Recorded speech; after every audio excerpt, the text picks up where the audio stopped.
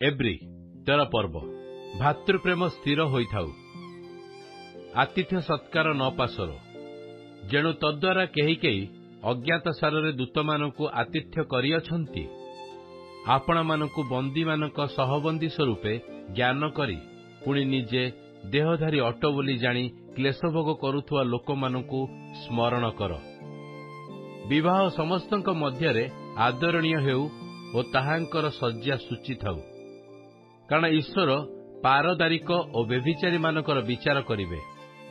आचार व्यवहार रे धन लोभ शून्य हुओ तुम मानकर जहा किछि अछि सेथिरे संतुष्ट थाओ कारण से निजे कहि अछंती आम्भे तुमको केबे हे छाड़ीबा नहीं आम्भे तुमको केबे हे परित्याग करिबा नहीं। अतएव आम्भे माने साहस पूर्वक कहि पारु प्रभु मोहर सहाय मु भय करिबि नहीं मनुष्य मोर कोन करिवो।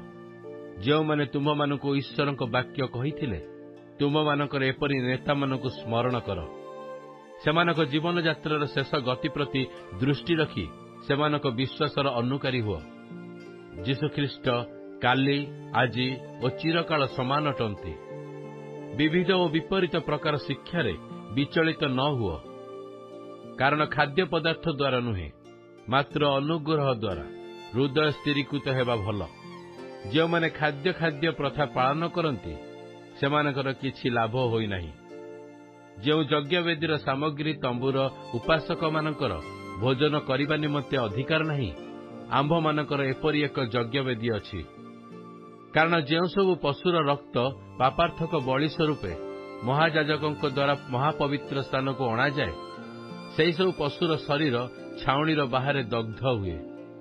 एथि सकाशे जीशु मध्य आपना रक्त द्वारा जेपरी लोकंकु पवित्र करती एथिपाई नगर द्वार बाहरे मृत्यु भोग कले। अतएव आस आमे माने ताहांको परी निंदा सह्य करी छाउणीर बाहरे ताहांको निकटकु जाऊ कारण एठारे आंभ मानकर चिरस्थायी नगर नाही किंतु आंभे माने आगामी नगरर अन्वेषण करूअछु। एणु आस ताहांको द्वारा आंभे माने ईश्वर उद्देश्य प्रशंसा रूप बळी अर्थात ताहांको नाम स्वीकारकारी ओष्ठाधरर फल नित्य उत्सर्ग करू पर उपकार और दान करने को पासर नहीं कारण एहीपरि बळी रे ईश्वर परम संतोष। तुम मानकर नेता मानकर बाध्य होई सेमानक वशीभूत हुओ कारण जो मानकु निकास देबाकु हेबो सेमानक सदृश्य सेमाने तुम मानकर आत्मा संबंध रे प्रहरी कर्म करती जेपरी सेमाने ताहा दुखरे न करी आनंदरे करि पारंती। दुखरे कले तुम मानकर किछि लाभ नाही।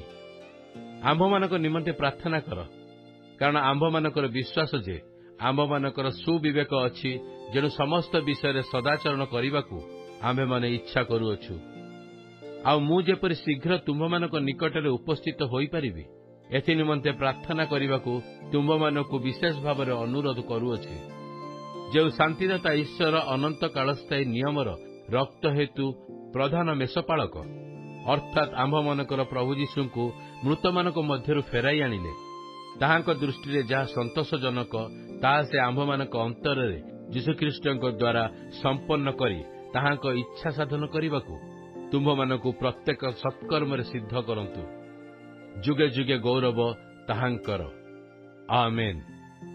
हे भाई माने मु तुम्भ मानक विनय करूअछि ए उपदेश सह्य कर जेणु मु संक्षेप तुम्भ मानक लेखि अछि।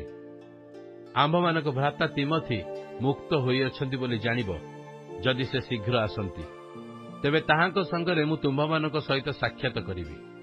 तुम्भ मानकर समस्त नेता और साधु समस्त को नमस्कार जणाओ जो माने इटालियारू आसीछंती से माने तुम्हानकु नमस्कार जणाउ अछंती।